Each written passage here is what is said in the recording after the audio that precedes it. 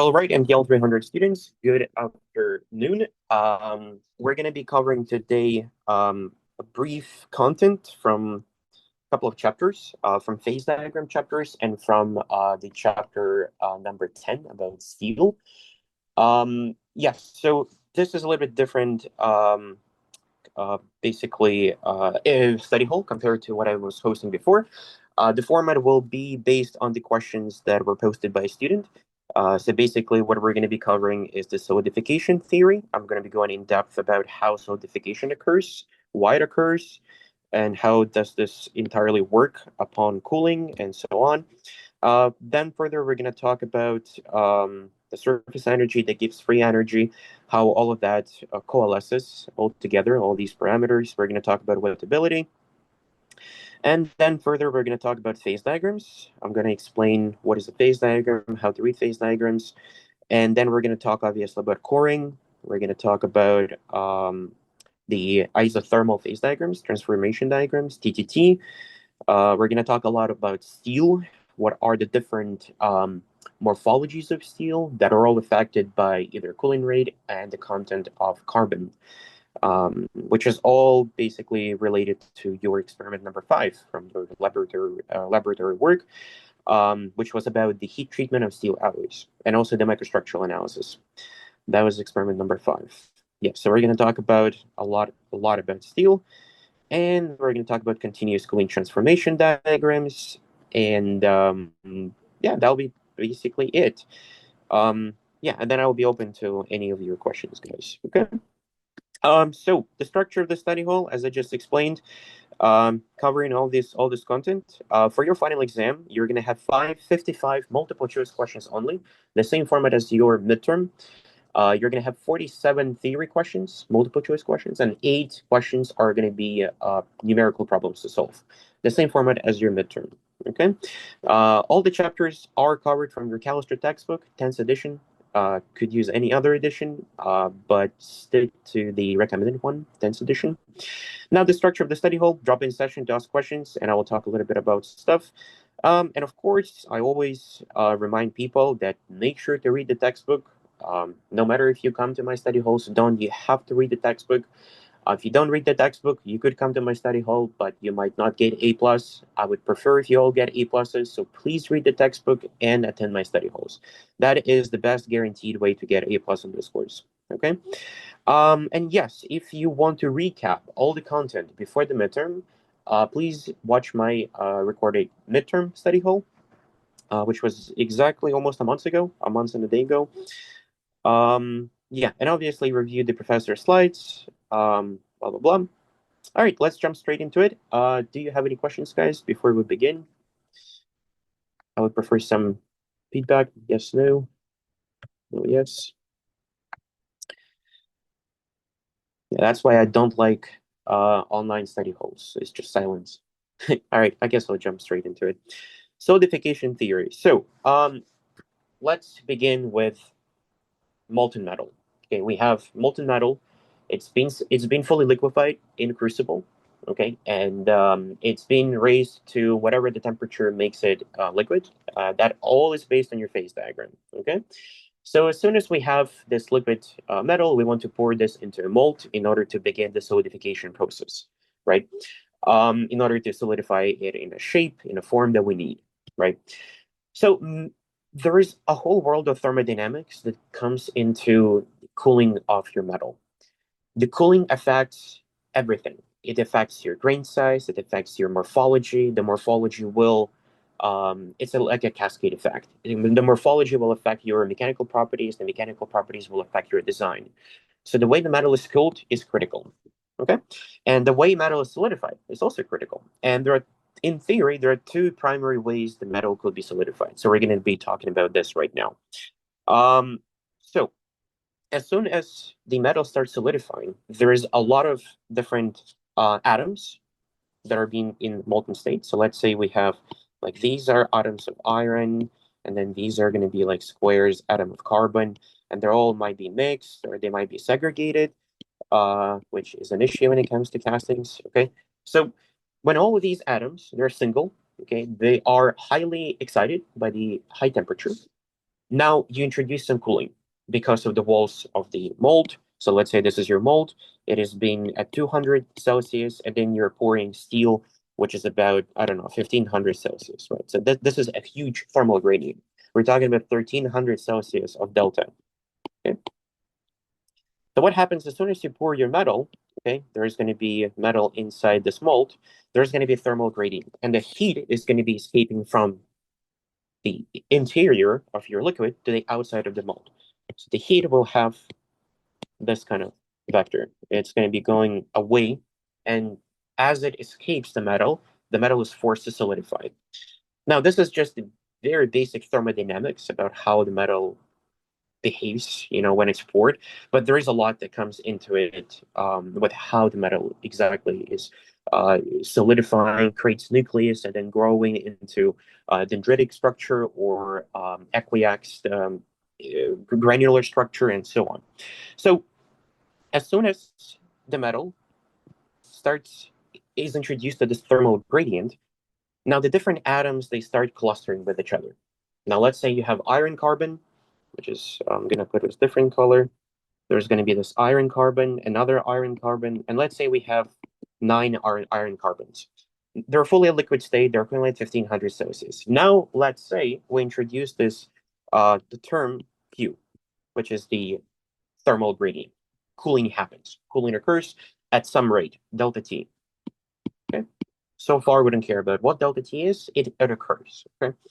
So what happens is, as soon as we introduce this Q, then what happens is these atoms they start coming together. Okay, they start coming together to form so-called nucleus. Nucleus as a cluster of small atoms. Okay, so we basically start forming this nucleus. Okay, let's call it like this. This is our nucleus. Okay. Now in thermodynamics, this nucleus can be either stable or unstable, and all of this is dependent on two things: surface and volume. So whenever any subjects form in nature, they always try to possess the lowest state of energy. The lowest state of energy is sphere. Now in space, in ISS, for example, there have been multiple videos showing how astronauts, drink water and the water just starts forming these perfect spheres if there is no perturbation that is formed, right? That's because sphere is the most energetically favorable volumetric state of anything. Basically, this is the perfect one. It has the perfect surface area of 4 pi r square, okay, and the perfect volume of 4 third pi r cube. Okay, so when it comes to metals, atoms are usually treated as just perfect spheres. Okay, they're just like a perfect circular sphere, and this is where this model, the solidification theory model, comes in as we start modeling things based on some perfect shapes, perfect models, perfect things like sphere. So as soon as we start forming nucleus, and nucleus basically consists of some amount of atoms. It's not a lot. It could be 50, it could be 100. It all depends. They all start creating radius. Okay, and we assume they're perfect. They're forming perfect sphere. So different atoms they cluster and they form perfect sphere. Now the sphere will have a radius. Okay, now the sphere will have some radius to it. Okay, now we're gonna say this is r. Okay, now basically, as soon as you start solidifying, there's going to be a solid-liquid interface forming.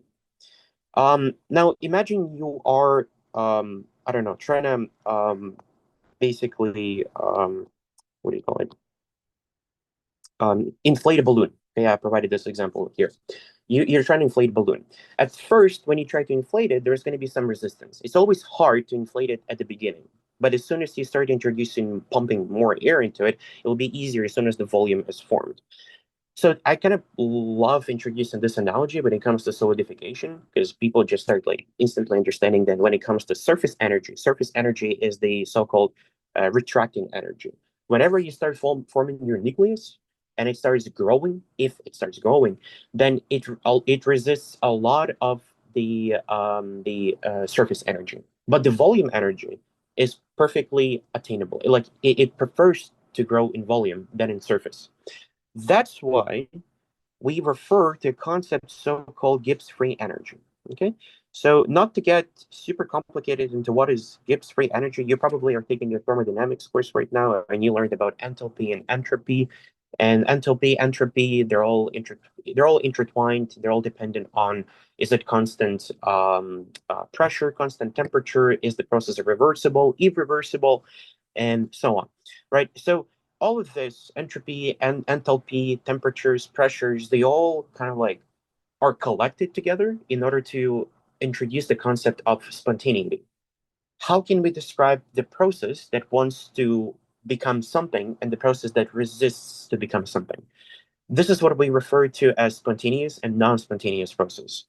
And the Gibbs free energy has been created just to describe this phenomenon. Okay, so Gibbs free energy, it has this sort of equation, and I was taking graduate class from solidification for solidification of non-ferrous metals, and I still have this on my board, a whole bunch of like Gibbs free energy stuff on the back. Um, yeah, it's a very useful term, and when it comes to understanding thermodynamics and theory of how metals solidify, this is just the core fundamentals of it. Okay, so I'm gonna like basically not go beyond that of what is Gibbs free energy, just for you to understand again, it's spontaneous process and non-spontaneous. So if the Gibbs free energy delta G is less than zero, it is spontaneous process. Okay? It is spontaneous process. If delta G is positive, it is non-spontaneous. So it's not going to form or it's not going to be created just just because it wants to. It requires some energy input. It requires some work in order for the process to be spontaneous. Okay, so that's non-spontaneous process. So why am I even talking about all of this? Okay, when the metal is solidifying, when the metal is solidifying in a mold, um, you all might think that the basically metal is forced to solidify, and eventually it will. So this process is indeed spontaneous. But there is some friction, there is some static friction that occurs at the beginning of the solidification process. And this is where the delta G, the Gibbs free energy, becomes a little bit, sort of like deviating from being not just fully negative, but it's a little bit positive at the beginning. It requires some energy input and then it goes down. So this is what we refer to as these plots, the free energy curves, free energy changes. Okay, so the delta G for metals has this equation. Okay, it basically the equation of it is the equation that combines the volume free energy and the surface free energy. And how do you understand which one is which? The 4/3 pi r cube obviously is going to be your volume, okay, because that's just basically volume multiplied by the parameter.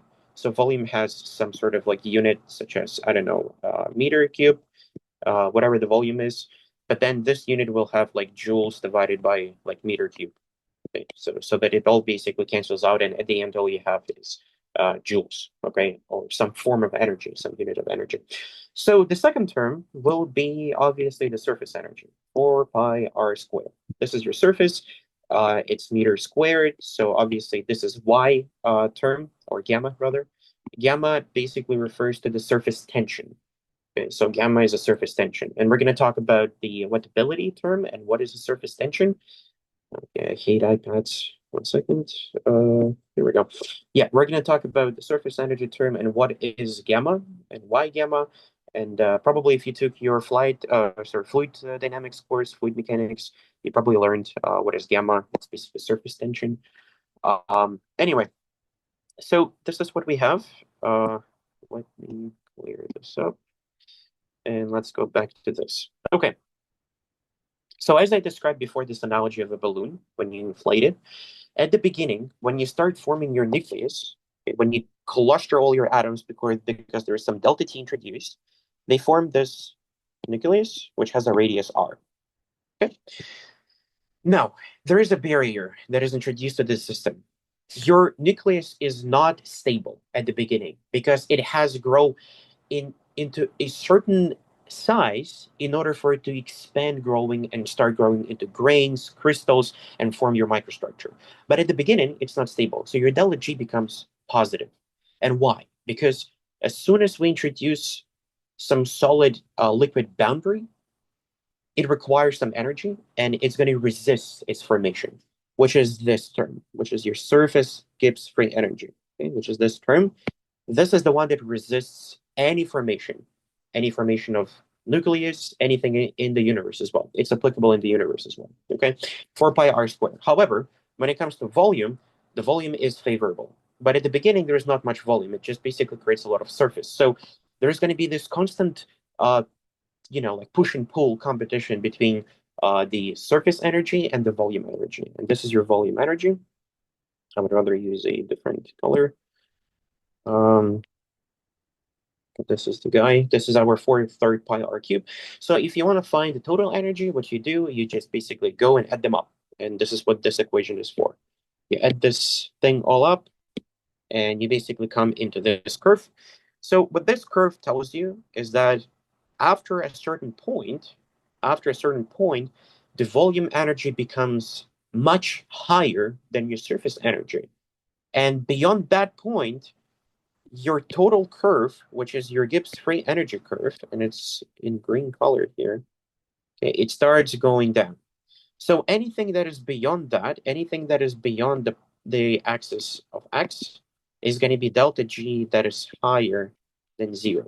And this is going to be non-spontaneous process. The process that will require some energy input in order for the process to become spontaneous. However, as soon as we propagate further and we reach a certain critical radius, which we're going to talk about in a minute, then this process after that just becomes fully favorable and it declines and goes down to make it spontaneous. At this point, your metal will solidify no matter what, unless you start for some reason heating it up, which you don't want to do. So, yeah, so this is kind of like a quick introduction to the thermodynamics of metals, a very much scratching the surface. But I hope it makes sense to you. So yeah, as I said, let's now talk about what is the critical radius and stuff. Yeah, also this is a beautiful picture showing you, I took it from the textbook, showing you basically what the nucleus looks like whenever it's formed. Now, it's either stable or not stable. It's a function of R. So the entire Gibbs free energy, okay, it's a function of R. That's the delta G. And as you can see, obviously here, your pi, it's constant. All your numbers are constant. Your delta GV is dependent on the material. This is a parameter from the tables. It depends if it's, what material you're using. Your gamma is also dependent on the material because that's all determined by wettability term, which we're going to talk about in a bit. Basically, all you're left with is just like radius. So your delta G is dependent on radius. And this is where we get the critical radius term. And this is the term after you take the derivative of the delta G function. Okay, so when you take the derivative of the delta G function, let me erase all of that. So you take the derivative of delta G with respect to R, my ugly G, excuse me. Here we go. You take it with respect to R and you equate it to zero because you want to find at what x point, your curve is going to basically be fully horizontal to your x-axis, so the critical point. Okay. So that's basic calculus. And basically, after you do all these derivations, you find an equation for critical radius. Okay, that is the equation for critical radius. So it's the radius at which basically you have a certain amount of surface energy and a certain amount of volume energy. And beyond that, if your nucleus reaches the R of R star, that's it. After that, it's fully favorable into solidification. It will not ever go back into into dissolving of the two different atoms. It will just straight go into solidification, and it is not possible for it to reverse back because the process becomes spontaneous and irreversible. Okay, and that's all again dependent on this equation, Gibbs free energy, which is in fact just basically this equation. And also just to mention, castings all happen under constant pressure. If you want to like play with that, all these things are going to change. And there's a lot of research that is done into playing with different parameters of pressure, temperature, and so on. Okay, and that's all what defines your enthalpy and entropy, and at the end, Gibbs free energy. Okay, so this is what basic thermodynamics is for nucleating in so-called homogeneous nucleation. And the reason it is called homogeneous nucleation is because Homogeneous refers to something nearly perfect ideal model. So homogeneous is your sphere. Okay, so we refer to homogeneous as a perfect spherical nucleation. Perfect spherical nucleation of your atoms. Okay, and also I didn't mention this, but if your R is not satisfied, okay, if your R is less than R star, then what's going to happen is your nucleus, it will basically dissolve. Okay, so it's going to form, and then if it's not satisfied, it will just dissolve, and all of these atoms are going to go into the other neighboring nucleuses, attach, and just see if this condition is formed. If not, dissolve and go to other different nucleuses. Okay. Um, Yes, so basically that's what happens. Now let's talk about heterogeneous nucleation. Okay, and as you might understand, homogeneous nucleation is a perfect model. So it definitely is not going to be the one that is used very often in actual world of metal castings. Now, I can tell you that when it comes to homogeneous, it is possible to achieve homogeneous nucleation. Basically, it has to be a perfectly clean material. It has to be perfect, pure material, for example, like pure magnesium. If you cast pure magnesium under a condition of absolute purity and no particles introduced to it, it's going to be having homogeneous nucleation. And in fact, I used to cast magnesium. For example, I cast magnesium, pure magnesium last year. And there's a drastic difference between how you cast alloys and how you cast pure metals. And you can actually see it in your mold, the way the metal is being cast. There's a drastic difference. Um, and yeah, it's all about homogeneous heterogeneous nucleation. All right, let's talk about heterogeneous nucleation now. So heterogeneous nucleation is basically like a cheating code in order for metal to solidify faster and more. So when it comes to like homogeneous nucleation, it's very hard. It's not energetically favorable for metals to be solidified in homogeneous nucleation. But if they have no choice, they will have to. Okay. So what at the end happens is you start forming these nucleuses, and it happens because it has to. However, heterogeneous nucleation is more favorable. So if you're introducing some elements to it, like an alloy, you introduce aluminum, magnesium, zinc, copper, or iron, carbon, and so on. You basically introduce so-called heterogeneous nucleation sites. Okay, and these could be some impurities. They are served to your primary metal as substrates. Okay, so what happens is as your let's say your nucleus, right? Your nucleus doesn't have to form a perfect sphere in order to with some radius r to reach r star in order to further go down the ramp of Gibbs free energy and produce the solidification. Now, what you introduce is substrates. Substrates, they allow nucleus to get attached to. Okay, they, for example, you have some particle of let's say copper. Then basically your I don't know, let's go zinc. Your zinc is attaching to a substrate of copper. And now it doesn't have to form a perfect sphere. Now, rather, it just has to basically form this part of the sphere, which I'm cutting through the sphere, and now it has to form this part. Okay. And basically what it does, it reduces your total volume energy required and total surface energy required. And also at the same time, it reduces your radius.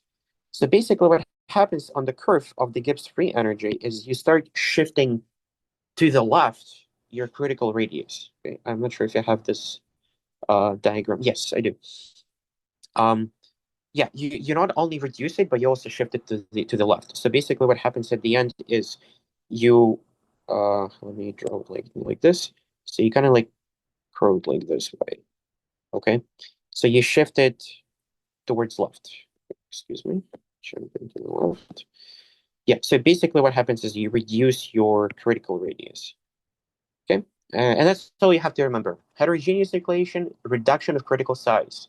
So that means that we don't want to form a perfect sphere. We just want to form a substrate. We just want to form a part of the sphere on a substrate of any impurity element or any contaminant. Contaminants also could be used as substrates in order to reduce reduce the yeah, to promote heterogeneous nucleation process. Okay, and kind of this is what we form. Okay, this is the uh, part of the sphere. This is solid liquid interface, surface interface, and basically what you start forming is those vectors of gamma, and they are what describes your surface energy. Okay, and so this concept is what it refers to wettability. Okay, and wettability is all about the cohesive forces between your liquid material and your solid material. Okay, so for example, you probably have seen many times when you drive, the water on the windshield, it will have some curvature to it. That's because the cohesive forces between water and the glass are kind of larger than what it would be between oil and water. So that allows the water to essentially create this concavity, okay, on the surface of glass, because glass and water they interact and they form like strong bonds. Not super strong, but enough to let the water form the concavity, okay? And not at a high angle, but at a low angle. And that angle is what we define the wettability angle. And wettability angle further also is used in the concept of heterogeneous nucleation. So yeah, if you reduce this angle, you kind of promote more heterogeneous nucleation. And just to throw a little bit more information to you guys, basically this is very much used a lot in promoting grain refinement. So when you start forming a lot of grains, okay, so you kind of like have grain refinement through heterogeneous nucleation. And this is very important to remember. Heterogeneous nucleation is a grain refinement strategy. And basically, as you do your grain refinement, that's from your previous chapters, the smaller the grains are, the hole patch effect. Just a quick recap from the previous chapters before the midterm. It's a hole patch effect. The smaller the grains are, the more resistance it causes the dislocations to propagate. And this makes your metal stronger.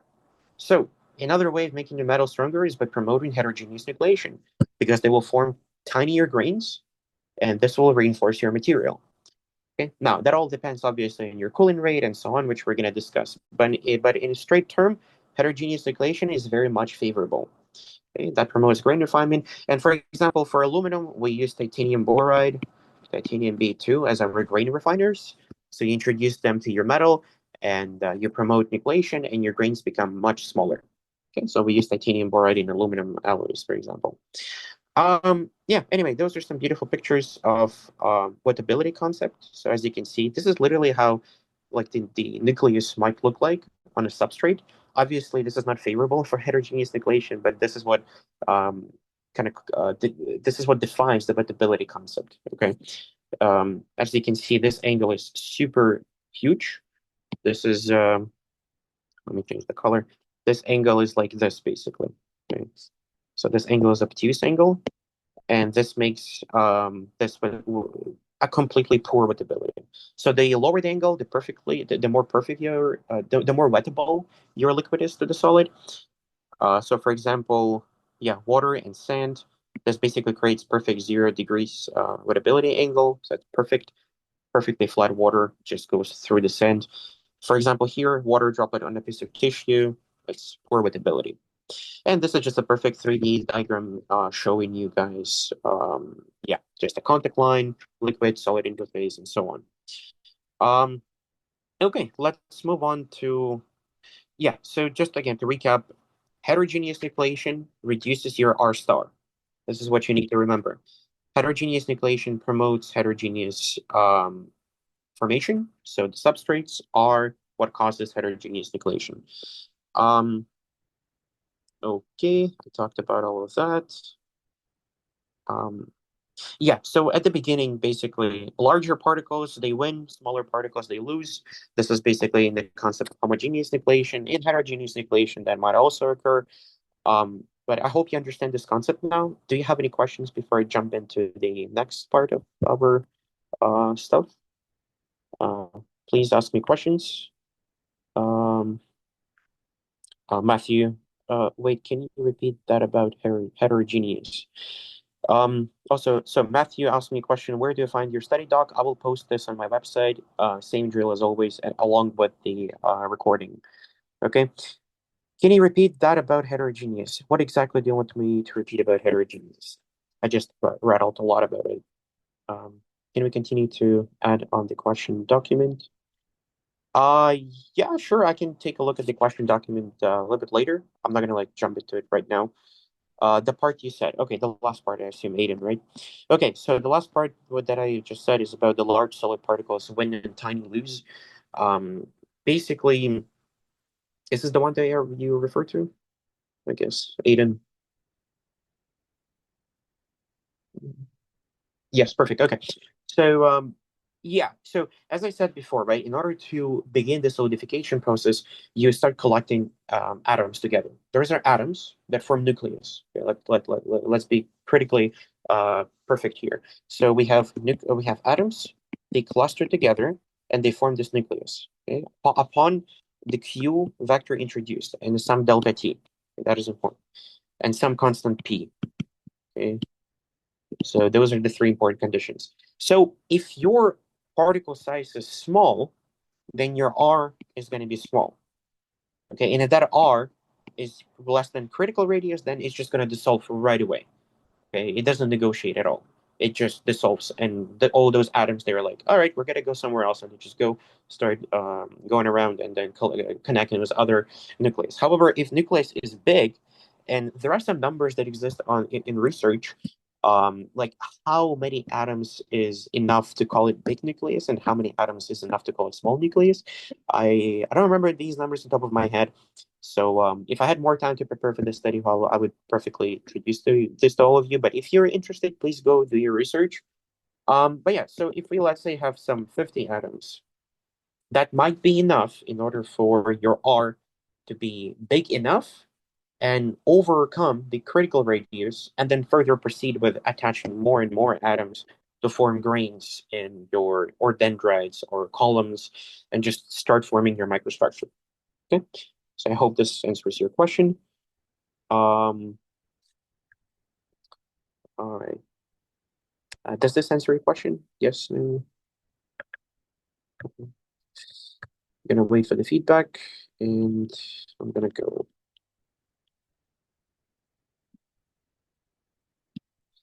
All right, no response. I guess I'll just go. All right, let's now talk about phase diagrams.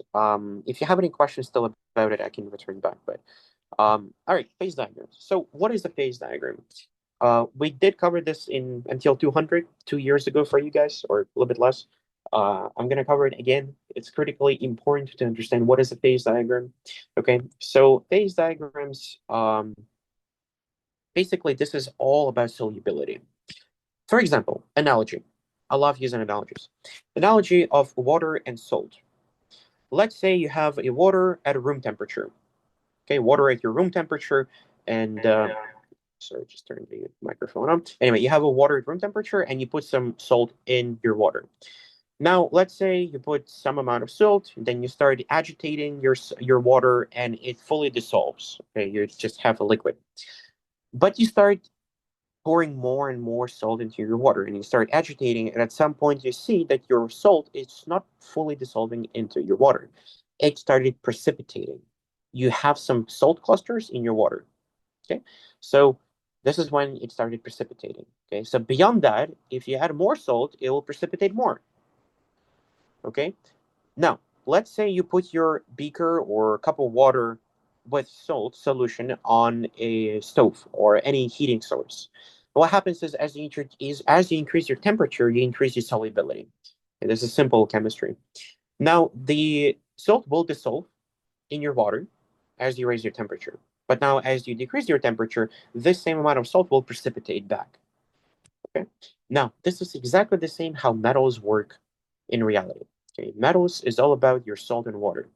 Now, it just all depends what is a solute and what is your solution.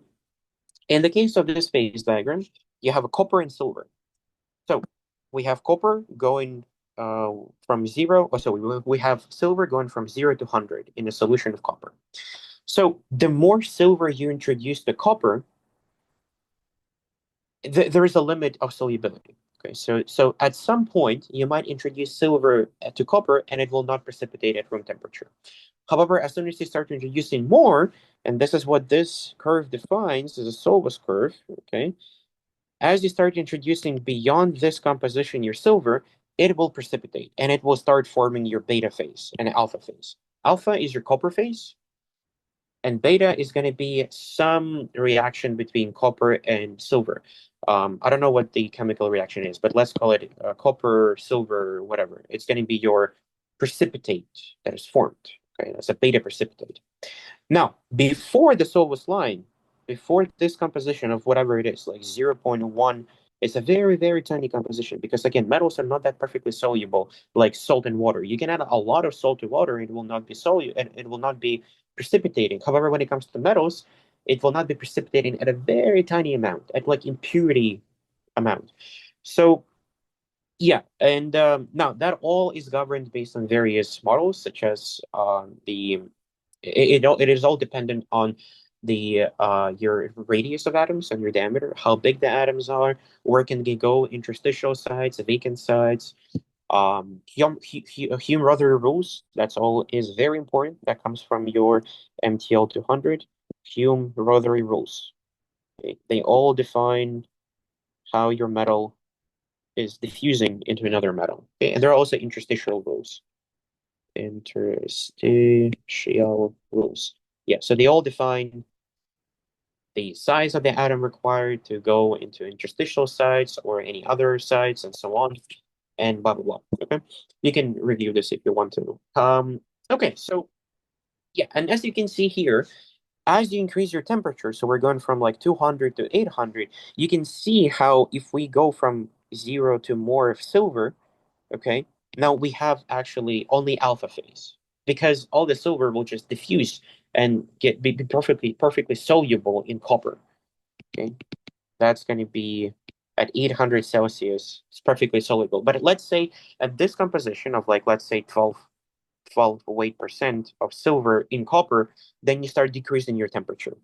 After some point at like 700 Celsius, as you pass the Solvus line, it will precipitate into alpha plus beta. Okay, so alpha from 700 Celsius will precipitate into alpha plus beta. Okay, at a composition given, which is about 12 weight%. Okay, now there are a lot of other interesting points that occur in the phase diagram. The more you start adding your solvents, such as silver, the more obviously beta you're going to form, the larger the clusters are going to be, and so on. So, for example, if you are in the region beyond, I don't know what that is, 8%, 9, 8%, whatever the number is, you're going to be basically in the region of beyond the eutectic line. Okay, and then you're going to be forming alpha in liquid. As you pass as you pass this eutectic line, this is called eutectic line. Eutectic line. And the reason it is called the eutectic line is because there is a eutectic composition. It's a very unique composition when it comes to metals, because at this particular composition, 71.9% silver, if you were to raise the temperature, then you would basically go directly from solid to liquid. There would no be a solid and liquid interface, such as that is formed, for example, here. There would be no solid-liquid interface. These are the so-called slushy regions.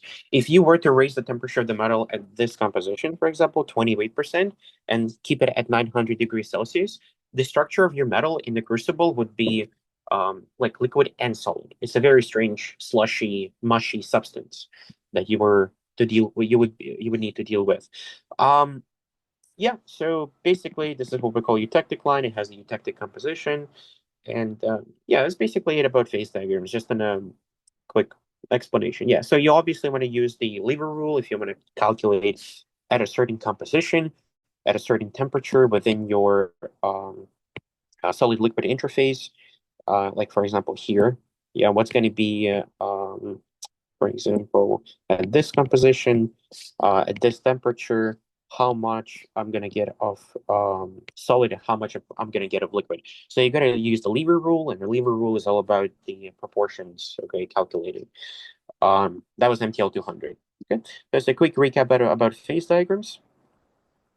Okay, now let's talk about coring. Okay, that was one of the questions from a student. What is coring? Okay, so let's say there are two ways of how you cool your metal. Okay, as I described before, it's all thermodynamics related. You have your delta T and you have your Q. So Q is obviously a function of delta T. your heat gradient, okay, as you remove the heat from the metal, because you want to remove it in order for the metal to solidify. Common sense. So there are a couple of theoretical models and non-theoretical models about the cooling rate. So there is a basically so-called homogeneous cooling and non-homogeneous cooling. What is a homogeneous cooling? Homogeneous cooling is a perfectly infinite small cooling rate. So we're talking about the 0.00001 degrees of Celsius per second removal, which is very slow. So it's basically it's a infinite small delta T. So we're talking about delta T being theoretically 0 degrees of Celsius per second. Okay. So it's a very slow cooling.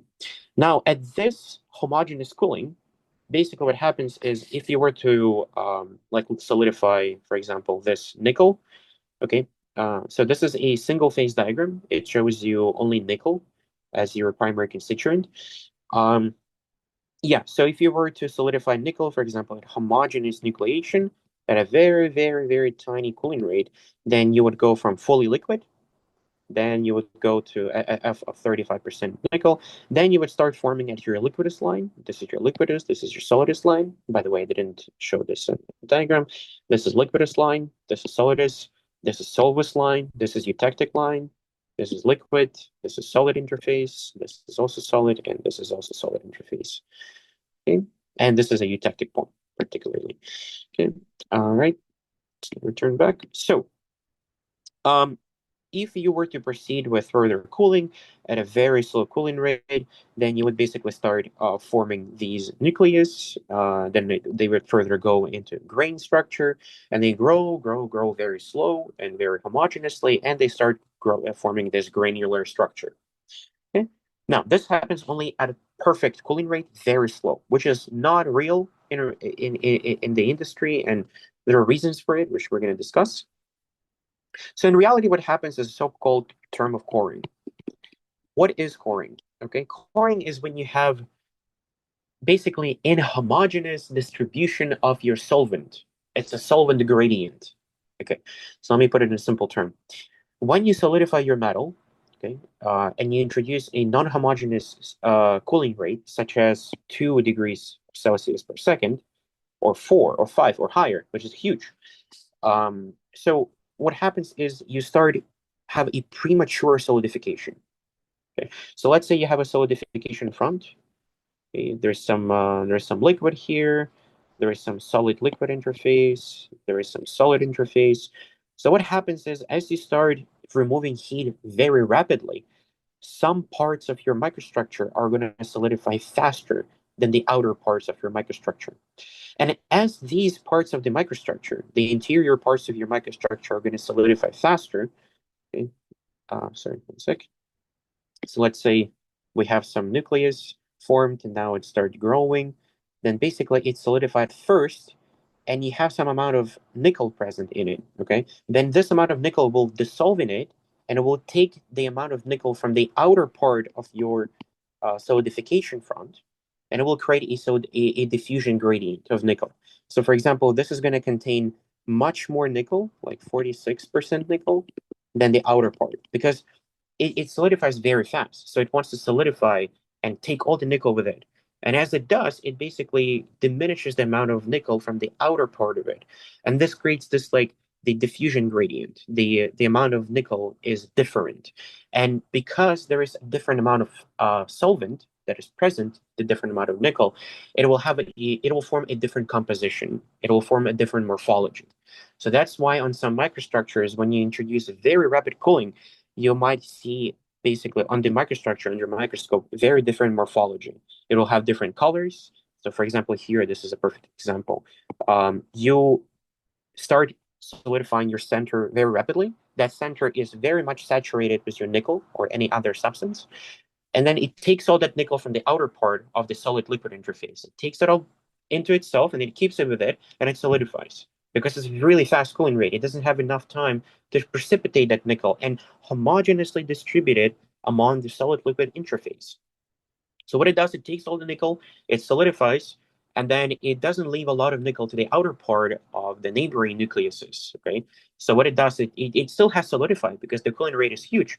There's still the delta G, the Gibbs free energy. It tells it, okay, you have no chance, you have no time, you gotta solidify. So it has nothing to do but to solidify, and it creates this favorable process. And yet, even though it's favorable, it will form under high cooling rate these kind of like compositional gradients in the coring structure.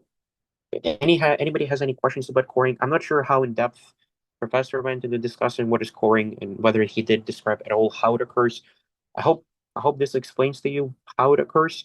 But again, this only happens at a pure material, nickel. The process is very much complicated, extremely complicated when it comes to alloys. Okay, why is it favorable? Because of delta G, because of the Gibbs free energy, right? When you introduce a lower cooling rate, your Gibbs free energy actually goes down, and it becomes more favorable because it has to. It has no choice. It removes the heat so fast that the metal has no choice but to solidify. Okay, again, it's all about delta G. Okay, now I wanted to say something before that. Oh yeah, so when it comes to alloys, okay, this becomes extremely complicated because you have different elements, you have various other things that could core as well. You could form something called dendritic growth, okay, when you have like dendrites like this forming, and this is also occurring a lot. um, yeah, this happens because of constitutional undercooling, which is not discussed in this course. But all yeah, it's all intertwined with coring. Um, Now, dendrites are kind of like grains that could be formed. The similar way we could form these grains. Sometimes under microstructures, we could also see these grains forming. They're primary, tertiary, and so on grains. Okay.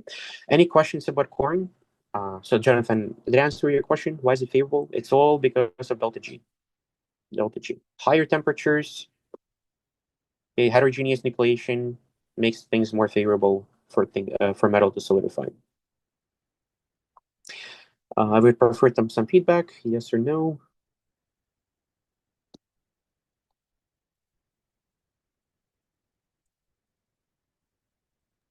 Sorry, could you repeat the part about relating the Gibbs free energy to the Coring. coring? Yeah. So basically, again, so when you introduce a lot of a high delta T, okay, your metal has a very small amount of reaction. So it cannot react that fast. So it has to solidify. So, for example, the ball flies into your, I don't know, body fast. You don't have time to react, right? It will just hit you right away. Or if the ball flies really slow, then you will have time to react and just probably lean back and let the ball go, right? This is kind of an example which happens with delta G and the high temperature gradient. When the temperature gradient increases, you actually start decreasing your delta G. Okay, your book talks about it. I didn't show the equations here. So you kind of start reducing and shrinking your delta G diagram, and your surface energy is not that um, fully it's not that critical when it comes to it. So basically, it is critical, but again, the metal doesn't have time to react. It actually just starts spontaneously solidifying right away. Okay. Um, yeah, even if you have homogeneous nucleation, you introduce very high delta T gradient, it will solidify. It will be hard, but it will solidify. When you have heterogeneous nucleation and high delta T, oh, it just goes super fast. Okay, and it creates really really small grains. Okay, so it's all dependent on again heterogeneous, homogeneous, and your delta T, your cooling rate. Cooling rate is critically important. For anything that I do in my research, I always refer to cooling rate. Cooling rate is critically important because the slower it is, the higher the bigger grains are going to be. The smaller the cooling rate, the more problems defects might occur. We don't talk about the defects that occur at high cooling rates in this course, but there is a lot of defects such as intradendritic shrinkage. There could be some hot tearing when basically metal just snaps because it just cannot accommodate the amount of liquid solid interface. It could form porosity, intradendritic shrinkage, which we refer to when the metal solidifies so fast prematurely that it just interlocks inside and it doesn't give opportunity for a liquid to go and fill those pores. So it just forms like porosity and like gaps, which become deleterious through mechanical properties. Okay, so that's like beyond this course, but Does this answer your question, Jonathan?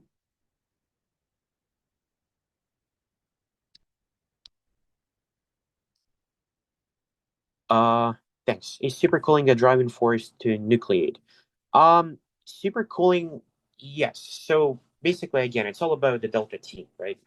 If your delta T is huge, that will be the driving force for nucleation. Yeah. So supercooling is the driving force to nucleate in that kind of sense. Um, yeah. So basically, also, what do we do in castings? We actually put the thermocouple right into metal. So when you have your mold, so for example, I have a mold, some mold where we pour the metal in. So we pour the metal and we actually plunge. Um, Perfect. Thank you. So we plunge actually a thermocouple. Okay. I hope you all know what a thermocouple is. Thermocouple is just a piece of wire that has been welded on the tip of it that allows you to determine the temperature based on physical properties of the wire. And yeah, you can calibrate it and so on. I do have it in my office somewhere. I think I left it downstairs to show you. Anyway, basically, thermocouple shows you the temperature. Okay. And when you plunge the thermocouple into metal, you kind of like collect the cooling rate. You collect the way the solidification curve. Okay, that solidification curve is a footprint of any material that exists on Earth. Okay, that the cooling rate is present in all the research because this shows you how different phases start nucleating and solidifying. And we don't talk about this in this course because this is a graduate level, but cooling rate is basically kind of like it has this kind of structure. Okay, like these tips, these bumps, this is where the different phases start forming. It's called recalescence as a thermal arrest and so on. Very awesome stuff. A whole bunch of thermodynamics goes into it. But yeah, the things get pretty complicated beyond that. Okay, so this is what we do in actual research world, in the industrial world. We'll put the thermocouple in, and we see how the metal is solidifying. Okay, so so I hope this answers your question. And I put some notes here. Again, I started the study hall 2 hours before 12 when I came on campus. So I just like shuffled all the things through and put them on a document quickly. Um, yeah, so I might be missing a lot of things, but I do talk about them. Okay, so coring occurs due to non-homogeneous cooling, hence fast cooling rate. Coring is also referred to as microsegregation. Just remember that term in case it appears, microsegregation. Okay. Yeah, occurs due to insufficient diffusion time because again, solidification is really fast. It just shrinks and solidifies, and it doesn't get have time to homogeneously distribute your substance along the solid-liquid interface. A trace compositional gradient, solid atoms cannot redistribute uniformly through solid-state diffusion. That's by the book what it says. Okay. This results in each solidified layer to have different composition, hence causing coring phenomenon, as I described. Okay. Okay. Anybody has any questions about this? Because I'm gonna start talking right now about the next chapter of steels and isothermal transformation diagrams and so on.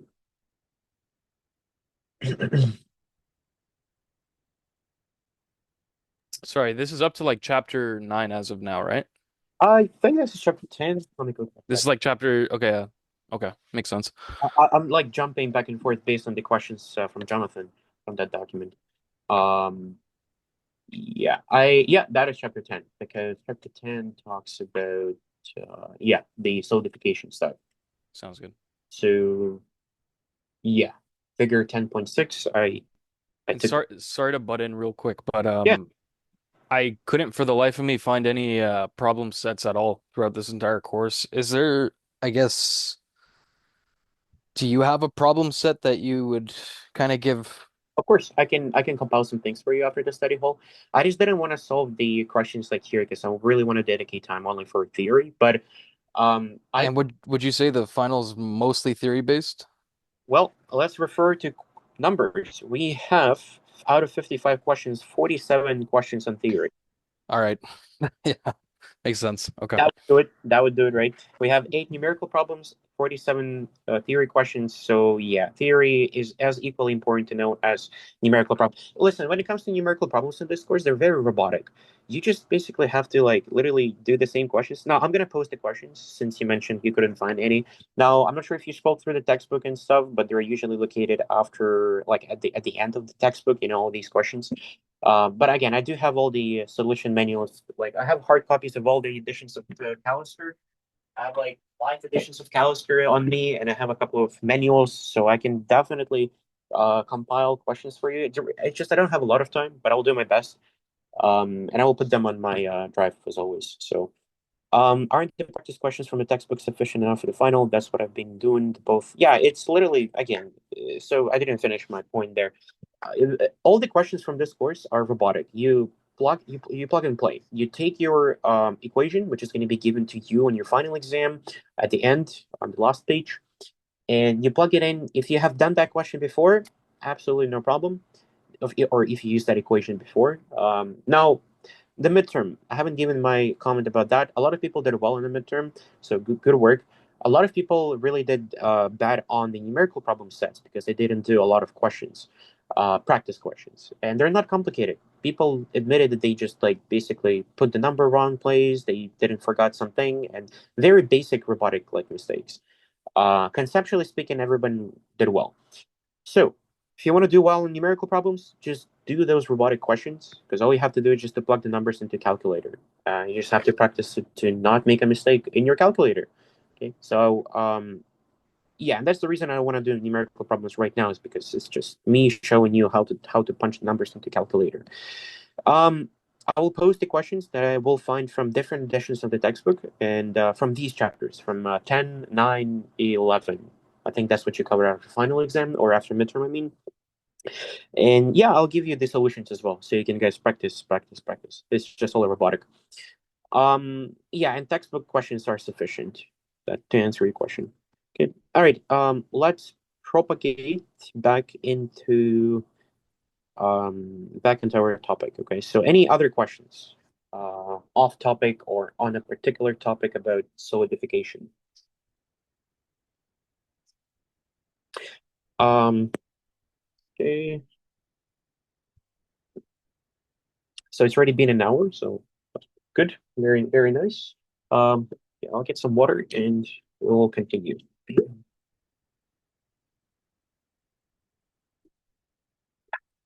a hot tea. Anyway, all right. Isothermal transformation diagrams. Let's return back. Okay, so I'm gonna actually jump away from here. I'm gonna jump to the next page. I should have put phase diagrams before. It's okay. All right. Now that we just discussed phase diagrams, let's now talk about the steel. So steel is a very particular subject in the industry. Okay, steel is again, it's a very heavy component, but it's used in the load bearing of structures and so on. Um, Steel has been used for a while, for like multiple centuries by now, and people figured out how steel is created, what are the different compositions of steel, different morphologies. People have done in and on research fully into steel and how it behaves under different cooling rates, different temperatures, different compositions of carbon, because steel is all about the iron carbon. And there's this beautiful and famous iron carbon phase diagram, okay, which shows you a lot, and we're going to discuss it right now because I will have to talk about the TTT and see what is it this the cooling stuff the CCT, yeah, the TTT and CCT diagrams, and it's all based on your phase diagrams because I have to describe it to you. And again, I hope what you have done in your experiment number 5, the heat treatment of steel alloys and the microstructural analysis, it's still in your head because it's very much important, and that literally is fully based in your experiment number 5. So you actually did some hands-on work on that. Okay, so okay, let's talk about this phase diagram. There are 2 identical phase diagrams. It's just I put them here to refer to. This one has microstructures over here. That one on the bottom doesn't. Okay, so as I said, phase diagrams is all about solubility. Okay, you have your carbon soluble in iron, but but carbon is not fully soluble in iron at a very low composition. Like your composition, in order for iron to fully be soluble, for your carbon to be fully soluble in iron, has to be extremely small. And that can be seen here. Email. Okay. Sorry. I just got an email from professor about grading your assignments.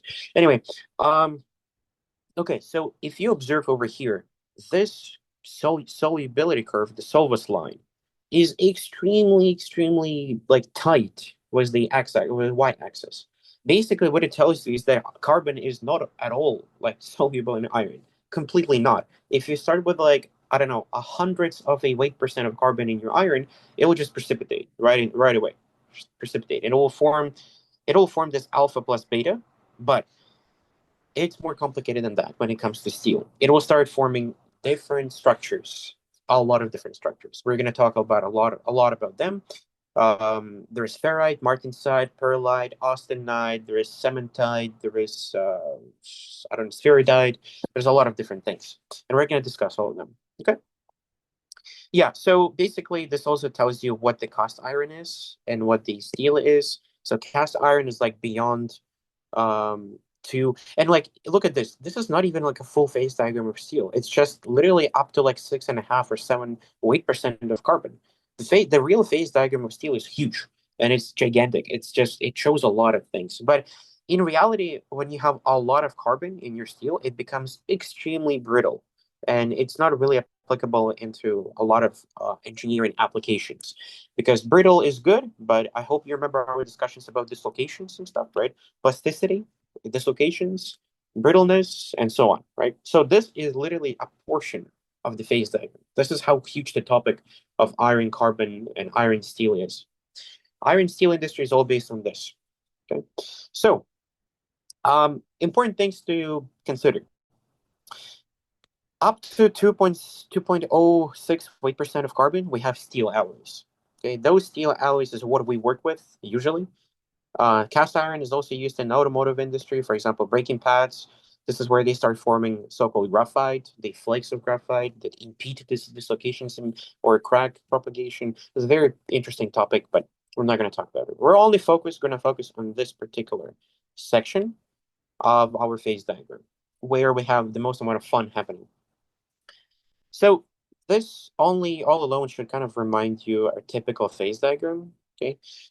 Basically, we have our Solvus line, Solvus eutectic. There's a eutectic composition. Within, well, I think it has a different name. It's called peritectic, yes, because it's not going fully from solid to liquid because it's going from solid to solid through one point. So it's called peritectic. Okay. So peritectic is when you have, let's say, alpha plus beta going reversibly into gamma. That's particularly peritectic point, right? But if you were to say that, like, if you were to look at this and say this is all liquid, assuming that would be called eutectic. But in this case, it's called peritectic because beyond that, it has to still go through austenite. And austenite is our crystal structure. Okay. Cool. Yeah, and then further we go through other stuff to liquefy the metal. Anyway, so as we're here, we have different morphologies of iron and carbon precipitates. So we have alpha and iron carbide, we have ferrite pearlite, we have pearlite, and obviously as we go above, there's austenite. Okay, now they all have different crystal structures. Now, can somebody remind me what is austenite crystal structure? I expect somebody to unmute or show me in the chat. What is austenite crystal structure? Is it BCC, FCC, HCP, BCT? What is it? BCC, no? Isn't it FCC? FCC? Okay, we have some diverging comments. Anybody else? FCC from somebody? Okay. What else? FCC or BCC? This will be okay. Somebody else says FCC. Okay. Any other comments?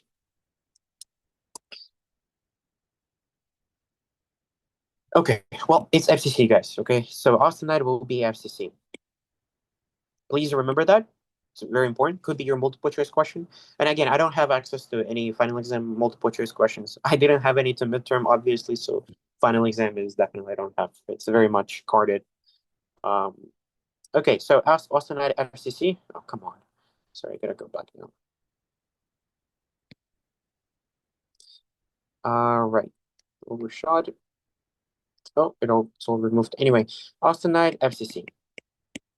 Okay, and when we go to ferrite pearlite, that becomes BCC or BCT if it's martensite. Martensite is BCT. Okay, and we're going to talk about that as well.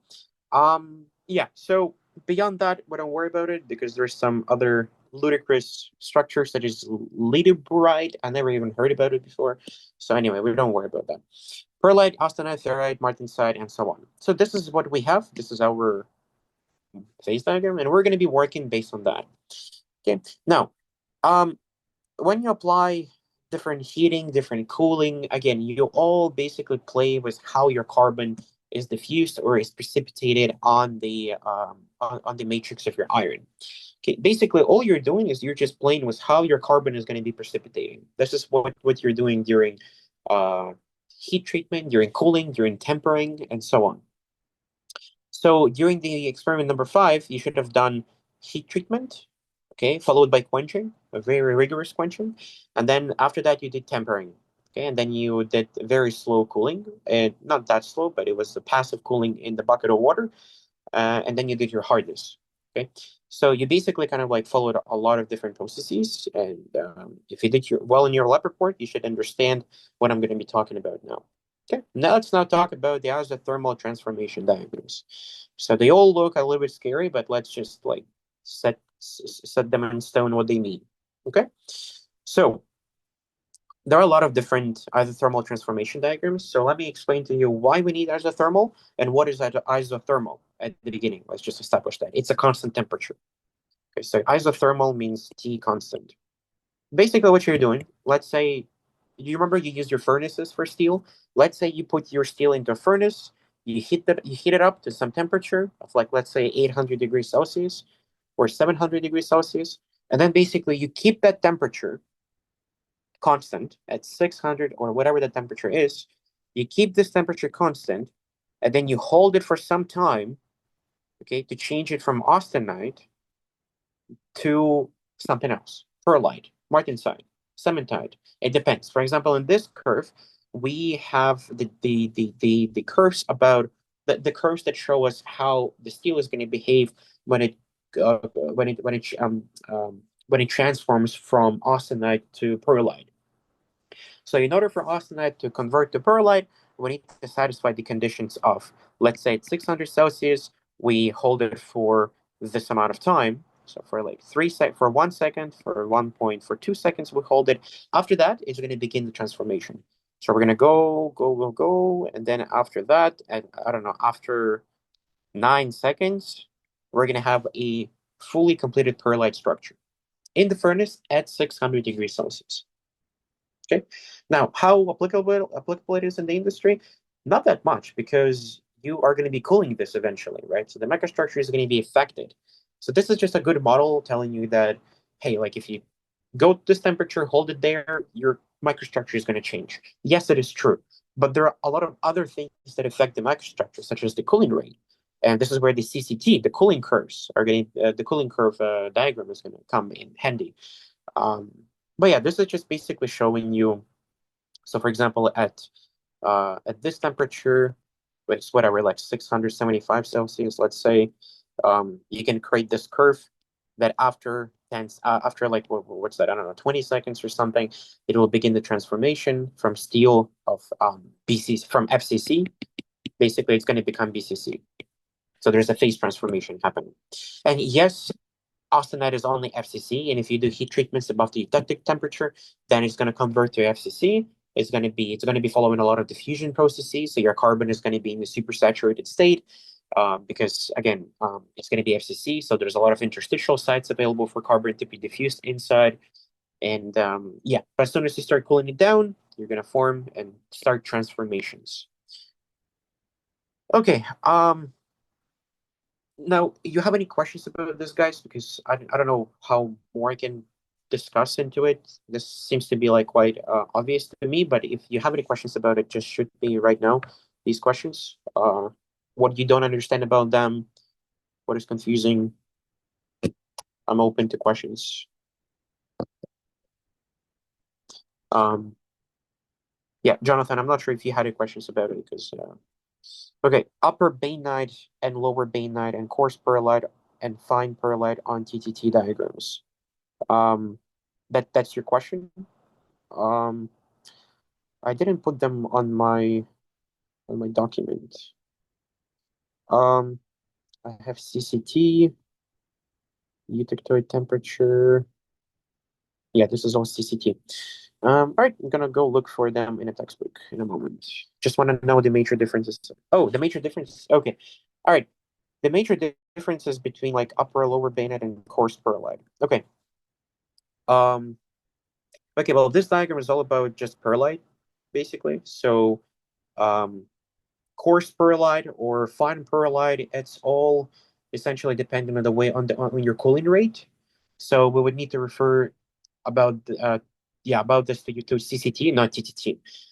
This is just showing us how the transformation is happening.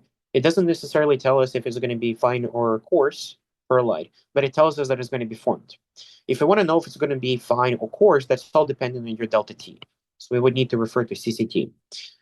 As for upper and lower bainite, the difference is just going to be basically in the way your curve is positioned. Let me pull up the textbook. I'll try to see if I can find the textbook right in front of me. The bainite and lower and upper bainite. Okay, so we have fine pearlite, coarse pearlite. Yes, so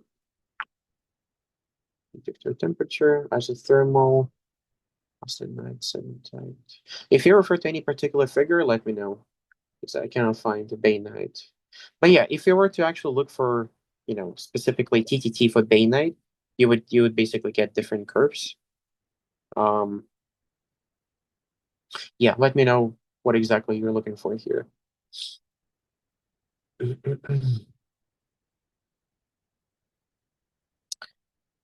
Okay. Yeah, basically, as soon as you start keeping the same temperature, you're going to have this transformation happening and this gradient. So for example, yeah, this is 100% completion curve. This is 50% completion curve. So it's like a center line. And that goes into here. Um, yeah, that graph is only about austenite to pearlite. So any questions about this, guys, in particular?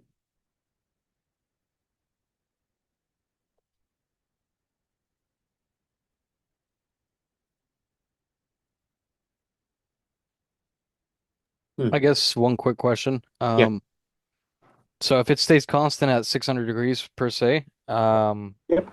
and say it stays there for like an hour, for example, it would still be perlite, correct? Yeah. Yeah. Because Okay, yeah, that makes sense. you only needed like what 9 seconds at 675. Sorry, at 675 he needed, I don't know what's that, 200 seconds, 500 seconds, I don't know.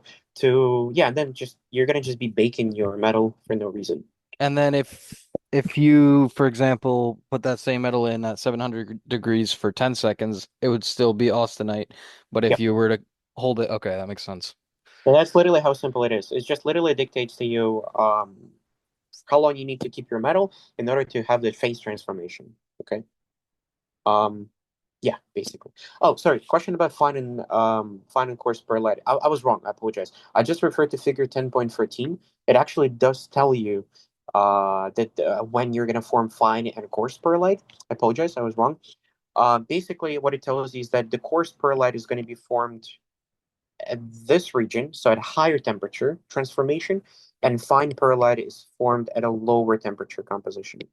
But again, it's basically what I said. It refers to like cooling rate at the end. But specifically for TTT, it's temperature dependent, right? So if you want to go and form coarse pearlite, which is just big pearlite basically structures, you go for a higher phase transformation, and for fine pearlite, you go for a lower phase transformation. Now, TTTs are useful, but they're not as useful as CCTs. And we're going to talk about CCTs in a moment because this is literally what is happening in your metal as you cool your metal because you have to cool. Okay, and your cooling rate is extremely important because, as you remember, I emphasized to all my students that bucket of water in front of the furnace that we had, we have to quench it and we have to agitate it really fast. You have to swish it. As you swish, you introduce this mechanical energy between the medium and your sample, the water medium. So you increase your cooling rate. This is why the hardness increased like really high on some of your samples because the martensite was formed. And so we're going to talk about it right now. So we have our beautiful phase diagrams. Yeah, so TDT diagram shows when and how transformation occurs in steel. Great tool for isothermal heat treatment only. So it just shows you literally what happens to steel at that temperature for that amount of time. Yeah, so let's discuss about different possible steel structures. We have martensite, bainite, pearlite, spheroidite, and ferrite. And I picked this order not randomly. This is the order of increase in hardness. So I want you guys to memorize this, specifically in this order. Okay. It might be useful. You might get a question on that in your midterm. Like, a sequence question, A, B, C, D, which one is correct from left to right, increase in hardness. Um, I don't know. I thought about it. Might be a good question. I would do this question if I were a prof because it's pretty good. So ferrite is the least hard. We go to spheroidite, pearlite, bainite, and martensite. Martensite obviously is the hardest, the least ductile, the most brittle material is martensite. Okay, so which possesses the higher hardness for sure. So I also put some microstructures for you guys. We have martensite carbide, spheroidite structures, martensite, bainite, lamellar pearlite. I also found from some research papers what martensite is. Yeah, this is just a microstructure martensite. So it looks, the morphology is very much interesting. It has a lot of these needle-like structures. So that's the martensite. Then we further proceed to bainite. Bainite looks a little bit less clustered, but still it has a lot of, so this is ferrite. This is the white structure. This is the iron carbide. And bainite is this morphology of carbon and steel. Okay. These kind of structures.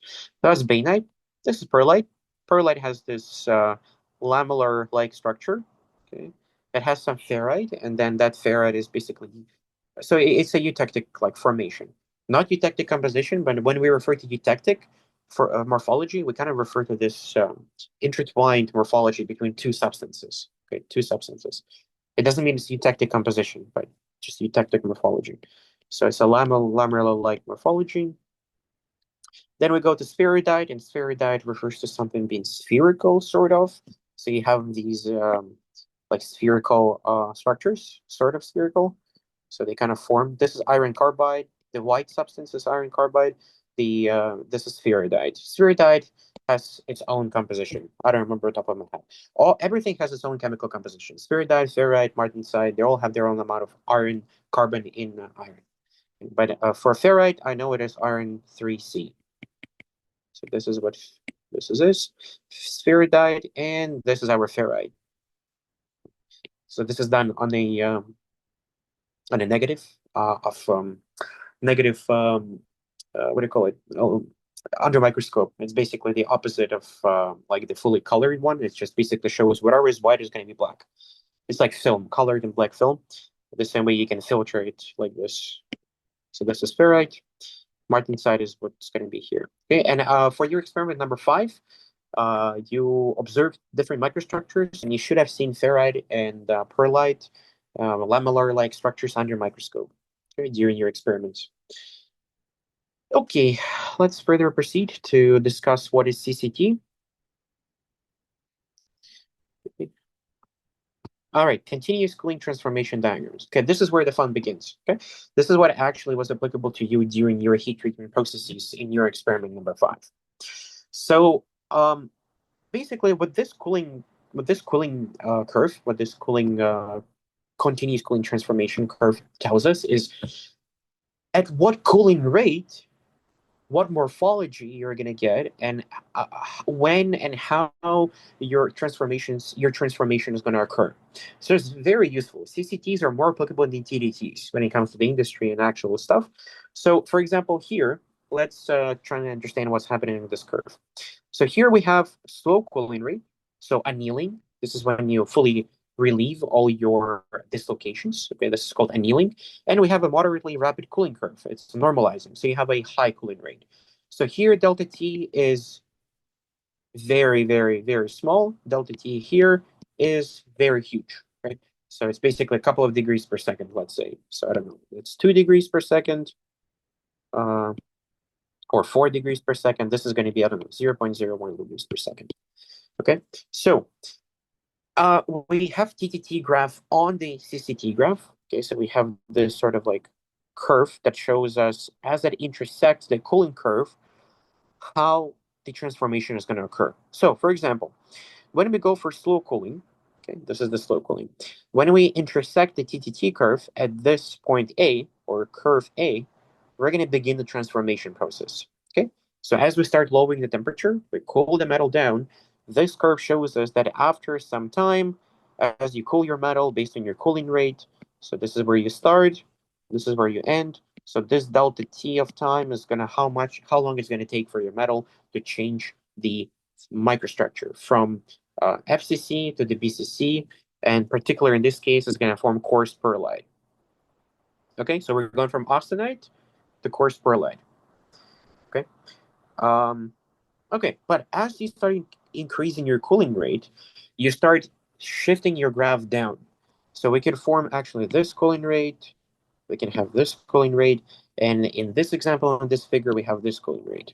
So this cooling rate is where we're going to form fine pearlites, because again, it doesn't have enough time to cool, so just start forming fine pearlites. But the more time you have for something to cool, it's going to start forming coarse, large things because of homogeneous cooling.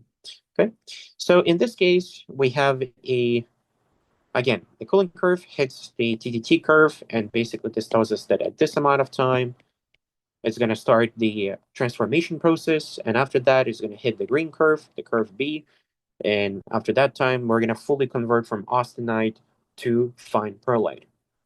However, this is not where it ends. The interesting part becomes, let's say we start increasing the cooling rate even more, even more, and even more, and at some point, we might hit the tips of the TTT curves. Okay, we might hit the tips of the curves, and we might see that basically at some point after a certain cooling rate, our austenite will not even convert fully into pearlite. It will just start forming other structures, such as martensite. So you can even have your cooling curve like this, completely not touching the nose of your of this transformation diagram. So at this point, up until a certain temperature, your metal will be FCC austenite. Okay, so it's not going to even have any transformation possible. If it doesn't touch the nose of this diagram, it's not going to undergo any transformation. But that's only under a condition of extremely high cooling rate. And this is exactly what you did in your experiment number 5. You guys did this. You fully bypassed by quenching and agitating, swishing really hard. You bypassed that nose of the TDT graph, and you fully went down to the formation of martensite. So this is where the martensite starts forming at 200, I don't know, 10 degrees Celsius. Okay, it starts forming, and then as you cool down more, the martensite will be fully formed. But if you were to, again, go back and start hitting the nose of the graph, you would again convert to pearlite, not martensite, only pearlite. But that would be still some martensite present there. It's a mix of things. Okay, but for example, if you were to hit at this point, at fully covering again here, that would be only pearlite. At this stage, if you hit curve A and you don't hit curve B, you would have only some amount of martensite and pearlite. Okay. Again, you can do analysis if you were interested. You can calculate how much of pearlite, how much of martensite is going to be there. That's also is dependent. That's basically lever rule from your phase diagrams. They're all intertwined. All these CCT curves, all the phase diagrams, it's all there. Okay, so yeah, basically this is kind of like what's really important about it. As you cool the temper, as you cool your metal, depends on how you cool, how fast, you're going to form different structures. Okay, so this is basically what CCT tells you. And these are located in all the handbooks. Now, if you want to do your research, if you want to cool your steel down in the industry, they refer to these handbooks. Observe, okay, I need to have this cooling rate to reach this amount of martensite and this amount of pearlite to get this amount of hardness for the application. That is it. This process doesn't take a lot of time because it's already been documented. Yeah, so this is what material scientists do in the industry. We refer to these diagrams a lot. So this clustered beautiful diagram, it's a CCT diagram. This kind of tells you beyond our perlite what happens to something like formation of bainite, formation of ferrite, formation of perlite, martensite, from austenite. So this is a more comprehensive diagram that shows you at what cooling rate you need to go. So it even shows you the cooling rate. So 8.3 degrees Celsius per second is huge. It's a really huge cooling rate. So at this cooling rate, you basically start forming martensite.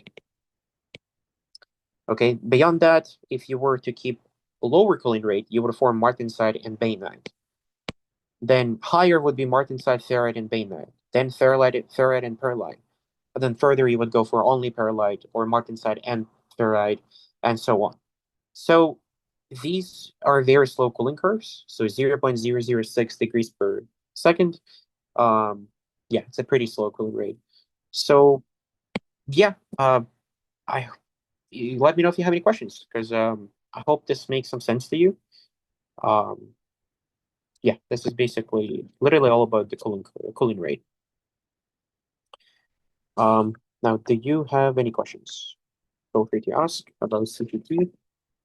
What is CCT and how is CCT?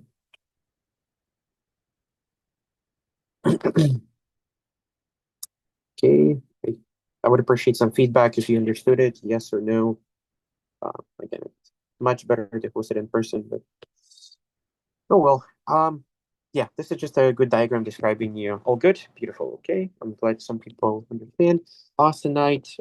Yeah. So again, besides the types of practice questions, uh, somebody just messaged me. Besides the types of practice. Sorry, what do you mean? Uh, oh, sorry, I didn't catch your message before. I apologize. In your personal experience, what are some good questions they could ask about CCT and TTT besides the types of practice questions? What are some good questions they could ask? So that's a good question. I'm not sure to be honest. I don't know. I think there's not much they can ask you about this in your like theoretical questions, maybe in some calculations questions. I haven't seen the practice questions on this CCT and TTT. I'll have to look into it when I prepare some questions for you. As for theoretical questions, um, yeah, I'm not sure. It's just basically what it is. It's just literally what it is because people just refer to this in handbooks and diagrams in order to quickly spend like 1 minute to predict at what cooling rate you need to reach what composition. Um, so I don't see this being asked in multiple choice questions, but only in practice questions. Uh, Depends on calculation. I'm gonna look into it. What kind of examples or calculation questions are there? Um, but yeah, I think that's the way. I think that's the way. So I see there's example problem 10.3. So using the isothermal transformation diagram of eutectoid composition, specify the nature of the final microstructure. Yeah, so in each case, assume the specimen begins at 760 Celsius. So it rapidly cools at to 350 Celsius. Okay, yep. And hold for 10.4 seconds and quench to room temperature. Oh, cool. Yeah, this is like 10.3 is just a perfect example of how yeah, how you would how would you have a practice problem basically. So I don't see this being asked of any theory. Um, but yeah, Sorry, it's 10.23. uh, 10.23. Okay. Uh, are you sure? Well, sorry, what do you refer to?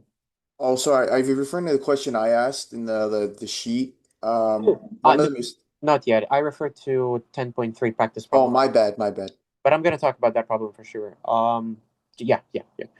I'm just trying to answer Shafan's question. There's a person who asked me. Yeah, so again, to answer your question, I don't think it's going to be asked in the multiple choice theory questions, but read the textbook, please, because there's some like questions about why CCT might be used. I already talked about it. Like what is the difference between TTT and CCT, maybe. Um, yeah, but again, these are like this specific this chapter is like particularly all about steel. So yeah, it's a very specific chapter. So it's all about different structures from the handbooks, and there's a lot of different handbooks available for steel. There's like this thick. You just have to go look up, determine what you need, and go for it. It's all tabulated. one could argue that engineering is all about looking at handbooks and tables and things. Um, okay. Basically, yeah. So, this is a quick diagram I took from the textbook. A beautiful diagram, just shows you at this particular narrow region of the phase diagram, which I highlighted before, what happens to austenite. So it can go into perlite at a very slow cooling. At a moderate cooling, it might form bainite, and at rapid quenching, it will form martensite, which is basically what is shown in this diagram.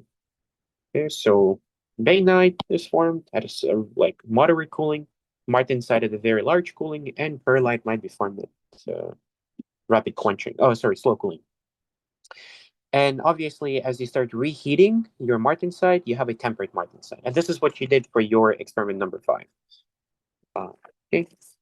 So, yeah, you were reheating the samples, tempering, and then you quench them. Okay, so you had a temperate martensite, and you observed how that affected your hardness at the end on your laboratory report.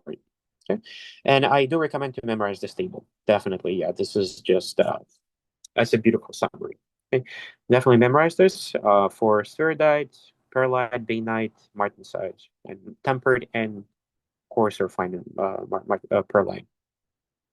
Okay, it's a good table. And okay, to answer a question from the document, what determines if steel is heat treatable? So it's a very broad question. Took me a little bit to answer, but it's a very simple answer. It has to contain carbon, and it has to be beyond 0.25 percent weight percent of carbon in order for it to be heat treatable. Um, yeah, as soon as you have carbon in steel, that's it. You can heat treat it and you can play with carbon. And this is literally when it comes to heat treatment in steel. You always play with carbon. You play with it. And from these CCT and TTT diagrams, you can see, guys, how basically how you just need to play with your carbon based on temperature and based on your cooling rate. That's literally all about cooling rate and temperature. Yeah, so this will determine the morphology, and this will determine also your the mechanical properties. Okay, how it's going to affect the external load applied. So yeah, a couple of some things about this question. So for example, like ferritic stainless steel 430 SS, it doesn't transform to austenite. So it's not perfect for heat treating steel, you know. It is heat treatable, so I shouldn't say it's not heat treatable, but it's not good for heat treatment. Uh, there are some things to it. Okay, so for example, any other stainless austenitic structures, they only stay austenite. So no transformation is possible. So even if you heat treat it, so it's not really good for heat treatment. Um, so yeah, I hope you can clarify on that question. But if not, if that was your question, I hope it answers it. Um, all right. Well, that's pretty much it. For this study hall. Feel free to bombard me with questions. We can talk about different stuff if you want to. Before midterm, after midterm content, whichever. But this is what I had 2 hours of my time at 10 a.m. today to prepare for you guys. Um, yeah, so it's a lot of content. I hope you understood this thermodynamics part. It's very critical. All right, talk to me. Any questions? What do you want me to go over? Because let's do it for another maybe 15, 20 minutes. Oh yeah, question to 10.23. Okay, sure. Give me some time. I need to scroll and find it. Um, but while I'm looking for that question, feel free to unmute, talk to me about whatever concerns you have. Okay. 1.23.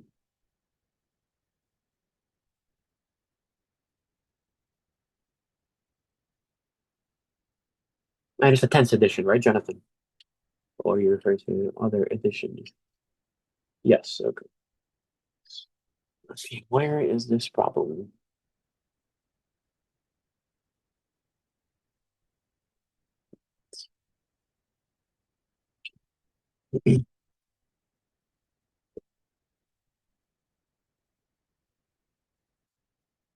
One second. Where screen broadcast? Okay, so 10.23. The question is the following. It's asking to make a copy of the thermal transformation diagram for a 0.458% carbon alloy And then sketch and label on this diagram the time temperature paths to produce the following microstructure: 42% protectoid ferrite and 58% coarse pearlite, 50% fine pearlite and 50% bainite, 100% martensite. Okay, and 50% martensite and 50% austenite. Okay, perfect. So, now again, I don't have a book on my iPad here, so let's see what I can do. I can probably pull up this diagram. I can clean it up a little bit, and I can do some stuff. Yeah, I haven't done any practice on the CCTs before, so let's see if I can figure it out now. But yeah, this problem was, by the way, the very simple to the practice question 10 point what was that, 10.3 or something that I referred to. Question, side note, just want to let you know that your charger isn't charging. It's like charging, but I didn't grab my charger. Like, yeah, so it's basically kind of like keeping slowly diminishing. Okay, so it's at 4%, but it's sort of like keeping it alive. But yeah, thank you so much. But by the time we're gonna be done, it's okay. It should be good. Yeah, I'm using some sketchy charger, whatever. But yeah, thank you. All right, let's read the question again. Make a copy of the thermal transformation diagram of for. Oh, it's a different diagram. Okay, I cannot use this diagram because this is only eutectic composition. So it was some amount of, yeah. Okay. 0.45% carbon alloy and then sketch and label on this diagram. Okay. So I'm gonna tell you how to approach this question. Okay. Basically, again, it's the same as question 10.3, practice problem 10.3. So if you want to like fully understand how, practice problem 10.3, it's literally written in there, the same question. So, okay, what do we have here? We have a diagram. Basically, again, if you want to follow what it tells you, so label diagram, high temperature to produce. Okay. So make a copy and then sketch, label, time, temperature, path to produce. Okay, so here in this question, they don't tell you what temperature profile you need to follow. So you start from the end. So for example, question 10.3, it tells you what temperatures you follow, and it asks you for compositions. Okay, so for example, in 10.3, you're given temperature, you're given the starting temperature, and you're given the holding temperature. Then you're given the cooling temperature. And then after that, it asks you to find the composition. So composition is unknown. But in the question 10.23, it's basically fully reversed. So it gives you composition, and then you have to figure out your T path. So you just have to basically sketch it up. Okay. So the way you sketch it is basically based on like a lever rule. Okay. So let's say I'm gonna like kind of sketch it based on what it is here, since I cannot make a screenshot. Oh, come on, I just want to scroll down. Let me please do it. Thank you. Okay. All right, let me sketch it up quickly. So we have tactic, this, we have like that. Then we have something like this, and something like that. Okay, and then we start forming somewhere here martensite. Then we go to 50% martensite and 9% martensite. Something like that. So basically, when you're given some composition, so let's say also the curves are labeled. So you have austenite. So this is only austenite. So A stands for austenite. Then you have austenite and ferrite. Then you have austenite and pearlite. Then you have pearlite. There's something here. Pearlite. Then you have bainite. Then you have some amount of bainite and of austenite. And this is 50% of 50% of what? 50% of let me see, austenite and bainite. Yeah, so it's austenite bainite.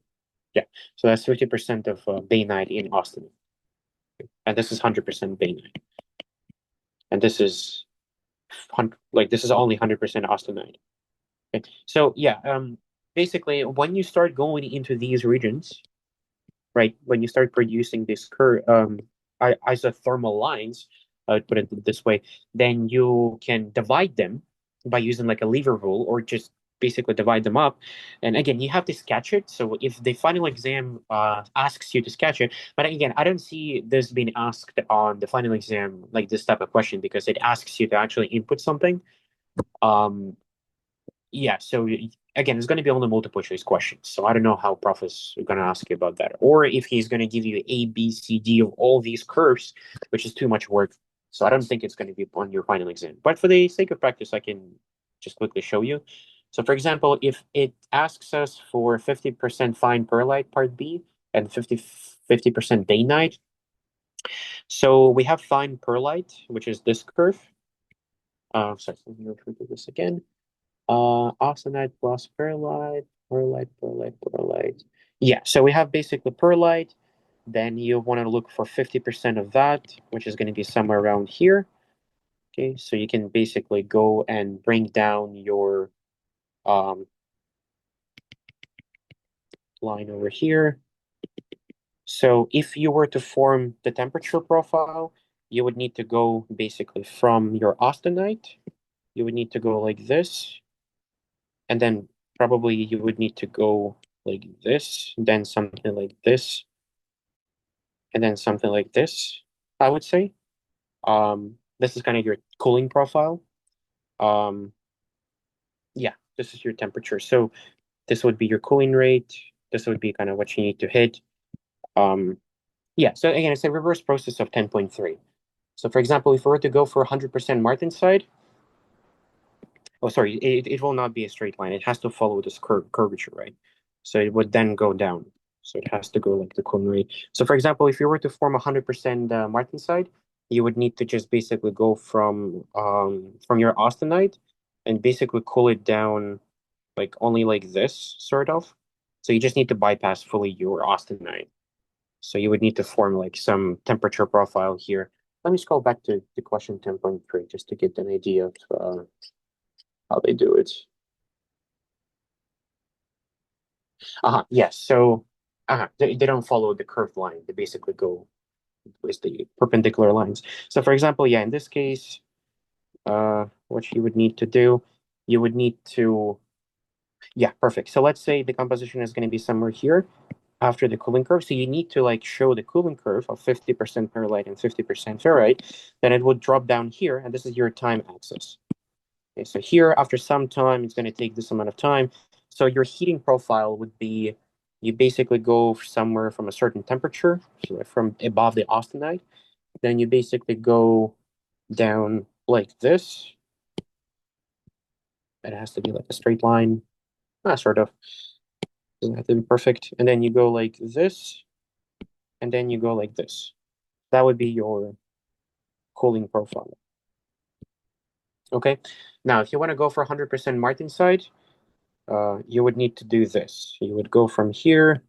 It's going to be a more rapid cooling rate. So I'm going to use it as this color. So you would go here, and then probably you would go somewhere like here, and then here. So you have to be below the austenite curve. Okay, so in order to form 100% Martensite. And there's a good example in problem 10.3 that shows you that as well. Okay, so that would be your Martensite formation. Okay. So yeah, I hope it kind of helps you to answer the question. Again, I didn't practice it, but this is kind of what basically how I understood it is you just need to go find within these regions, just to recap, in these regions, you need to find what kind of percentage you want to find. So it gives you like, I want to find 50% perlite. So you're like, okay, so 50% is going to be roughly in the middle between this and this. So you're gonna draw this cooling curve, something like that. Then you're gonna go and then you're gonna follow this curvature, and then you're gonna go basically further, drop it under here, and find your percentage. And then from there, you basically go and find your and you basically draw your heating curve, your cooling curve. So again, 10.3 is perfect if you want to reverse engineer it for practice. Problem 10.3.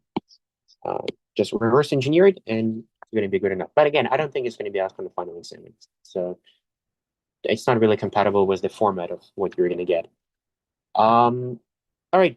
Any other questions, please? Can you just briefly go over the difference between KC and KIC? I looked over the textbook, and KC is the plane strain fracture toughness mode 1 when crack opens. Yeah. Okay. I think I had this on my midterm study hall, but anyway, basically, okay. So for fracture, can I add another page on that? Second, I can probably erase it quickly. 1 second. Okay. Okay, I'll talk about the fracture toughness. So K refers to fracture toughness. Okay. K is the fracture toughness. And so it all depends what kind of load you apply. Okay, what kind of load you apply.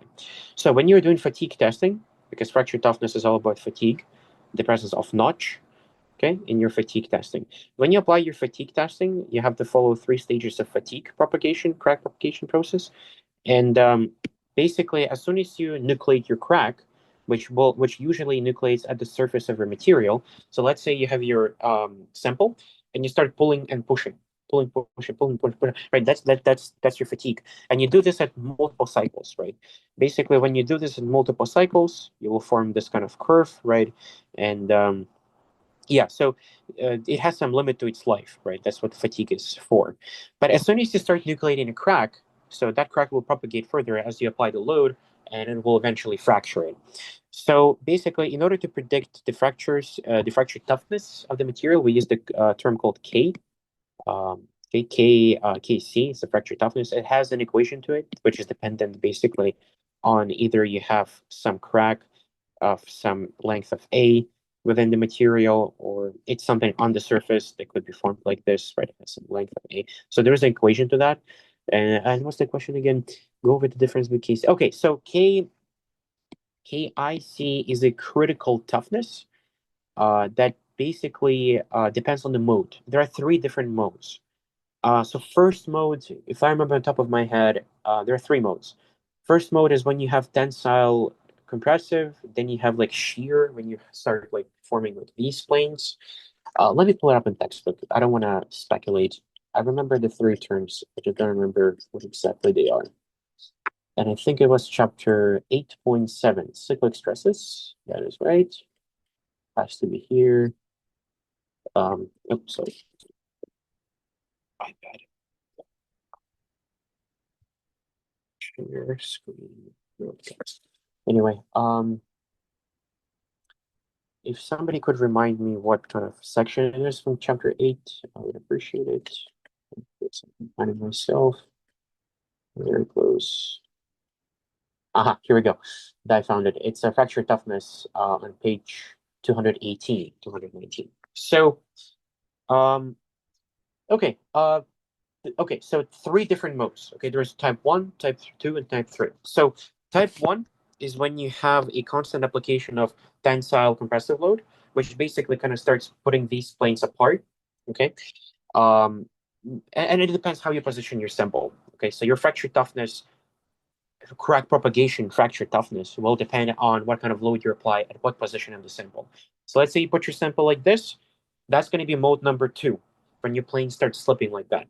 Okay. Now, mode number 1 is when you have, like, let's say, I don't know, you position your sample like this, and then you apply tensile and compressive like this. Then you're going to have your plane start going like this way. And then mode number 3 is simply when you apply like a shearing sort of mode through, I don't know, tensile compressive or anything. So it starts like shearing your um tearing. It's called tearing mode. So like tearing stuff. Um, yeah, so these are what the KIC is for. So it depends on the basically applied load at how applied the load is. Yeah. So for example, for the first mode, there's an equation for that. KIC is basically your yield times stress applied times square root of pi a. Okay. So basically, at a certain fracture, at a certain crack length, okay, but usually we refer to this as A over 2, I think. This is fully A. So you would need to multiply that factor by 2, and don't please forget about that. When it comes to final exam, don't forget that if you have a half, you need to multiply it by 2 to get A for fracture toughness. So fracture toughness for 2 would be different. There's a different equation for that. Yes, so does this answer your question? I just went over it. I'm not sure if I answered your question.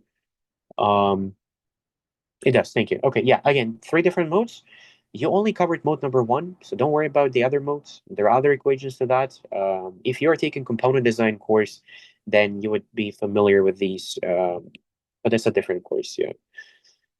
Pretty much. But yeah, it's all related to fatigue testing because you have a crack nucleation, which usually occurs on the surface of the material. And I've recently had, I actually this week I had my project for my graduate course about the fatigue nucleation. Um, yeah, so I've been working on that for the past 2 weeks. That's why I was busy. It was literally about this topic, particularly. Um, but yeah, extremely broad topic. A lot of things. Your book just scratches the surface about that. Um, anyway, any other questions? Anything related to whatever chapter? Um, as for chapter 11, I remember there was a question to summarize chapter 11. I didn't go in depth to read chapter 11. Didn't have too much time. I know it's a processing chapter, applications of metal alloys and processing. Um, yeah, basically, whatever you learned from the previous chapters is more than enough. I don't know what questions they're going to be asking for chapter 11. Read the book for sure, but it's just yeah, it's all about like die castings and extrusion castings. What kind of manufacturing you have for your metal. Right? So for example, based on what I do in our lab, we have 3 different ways we cast material. It's either sand casting, we have sand castings. Basically, what you do is you create a so-called sacrificial pattern. You can use it a foam, you can use 3D printing, you can use PLA, you can use PSB, you can use whatever you want. You basically 3D print it, plunge it into a sand, and then you have to create a vacuum, and that's pretty complicated when it comes to it because you have to, it's a sacrificial pattern. So you pour your metal in, it liquefies the PLA, and it basically fully converts it to gas. So that has to sip through the sand and in order to not form porosity. There's another way of castings called investment castings. That's when you use ceramic shells and so on. Yeah, and there's permanent mold castings. And now the way you cold work your metal, it can be extrusion, can be a variety of things that people do. Um, yeah, so you can do die casting, you can do lost foam. Lost foam is another way. Basically lost foam is kind of like sand casting, sort of the same. Yeah, you can also do high pressure die casting, HPDC. This is when you introduce pressure into the casting in order to remove any gases, which is very useful. Um, Yeah, and obviously we have continuous casting and the additive manufacturing. So additive manufacturing has been the most, yeah, like the most up-to-date, famous process of manufacturing things. There are a lot of issues associated with additive manufacturing, and it's a very complicated topic nowadays to figure out how to get rid of porosity and stuff. Question: any tips from chapter 12 and what to focus on? You also covered ceramics. Oh my goodness, didn't we cover ceramics in MTL 200? I swear we did. What kind of sections you covered? Yes, what's the point of covering chapter 12 in MTL 300? You already did cover this in MTL 200. Well, I'm a little bit baffled. I don't know. So, I mean, it's the same, but do you think there will be many questions from chapter 11 and onward? Ah, I don't want to speculate. I don't know, to be honest. I haven't seen the exam. I would definitely focus on things from these phase diagrams and chapter 9, 10, chapter 8 especially. Again, the final exam is cumulative, so there's a lot to ask. A lot to ask. Dislocations, fatigue testing. Yeah, there's already enough to ask you before chapter 12 and 11. Um, yeah, so read the book, but yeah, I speculate you will be asked a lot on chapters before that. So to answer your question, chapter 11, you literally just go back to my MTL200 study hall. It's on my website. I do have a chapter dedicated to chapter 12. So I'm glad I didn't actually do it because I already have it done for MTL 200. Um, so from this chapter, all you have to focus on, I think this is going to be definitely one of the practice problems for your final exam, one of seven, because this is a perfect to give you some density question. Usually those are density nasty questions to ask. Yeah. Um, let's see. Yeah, there's this density, ceramic density computation, which is based on your unit cell volume. Yes, you would need to remember like what is it, BCC, FCC, and what kind of like unit cell length it is, which is MTL 200. Again, I do have it on my MTL 200, guys. Chapter 12, go to my MTL 200 document. It's on my website. Find it on my Dropbox. It's over there. I covered, I think, every single chapter from that chapter 12, whatnot. Um, yeah, phase diagrams, don't worry about them. Definitely, they're way extremely complicated for ceramics. 13 is more application. Um, application and processing ceramic. You also covered number 13. Holy crap. You covered a lot of chapters after the midterm. Eh, if you did it at a high pace, it means they're like somewhat relevant, you know? Um, Yeah, oh yeah, you have graphene, graphite, carbon. Basically, yeah, you gotta know the difference between graphene, graphite, and all this kind of stuff. I worked on my research on graphene samples, so we introduced graphene into aluminum, aluminum silicon copper alloy A319. That was part of the one of the PhD students I was helping as a research assistant, and we got publication on one of the yeah for this kind of particular topic. Yeah, so we added graphene sheets into aluminum, and we observed that it increased the mechanical properties of the material, especially UTS, and also it inhibited the nucleation of iron intermetallic structures, which essentially promoted ductility and reduced the brittleness. It was a pretty interesting topic. Anyway, when will grades for A2, A3, Lab 5 come out? So Matthew, sorry, I haven't graded them yet. I've been like swamped with my stuff for the past 3 weeks. I have a final this week in the middle of the week, and as soon as after the final, I will go and grade all your stuff. Um, yeah. So thank you for your patience. But again, you're going to be getting good marks anyway because you already did all your lab reports, so you know what to do. Um, okay. Any other questions, guys? 'Cause, I would like to wrap up. Okay, verification and processing of clay products. Yeah, chapter 13, guys, just read it. Probably just refer to like professor slides chapter 13 because I did not prepare any content for chapter 13. It's just so a lot about like the way the ceramics are treated are used in the industry. Yeah, I don't know. Definitely the primary focus is chapters like whatever covered before the midterm up until 10, 11, 12 somewhat. Um, yeah. Okay, guys. Any other questions? Please let me know. Thank you very much for the session. Of course, thank you for the help. Thank you so much. Not a lot of people have been today, so but I'm gonna post it regardless. So I hope this was useful, guys. I found out of nowhere just time for you guys, so I hope you guys learned something out of it. Of course, no worries. Thank you. Yeah, so I'm gonna stick around for maybe another like 5 minutes, just if you want to ask any other questions. Thanks for this. Were really helpful. Good luck on your exam. Thank you so much. Thank you for being an amazing TA. I appreciate it. Thank you for constructive feedback for the lab reports and the assignments. Thank you so much. I appreciate it a lot. This is my job. This is what I do. This is what I love doing. I love teaching. I love doing study halls.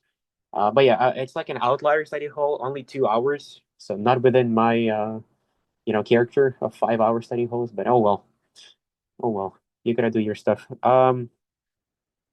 Thank you so much. Thank you so much. You also good luck on your final exams. You have two exams in one day. That's going to be cancerous. Good luck on that. Uh, yeah, study well for was it solid mechanics? I think you have. And then you have MTL. Yeah, these are going to be rough 4 days. All right. Um, okay. I guess I'm gonna end the recording here. So thank you very much to whoever was online listening to me on the recording. I wish you everyone good luck. A plus is the way. And let me know how you do. And put like and subscribe. Just kidding. All right, guys. Goodbye. I'm gonna end the recording, and I will stay for another couple of minutes.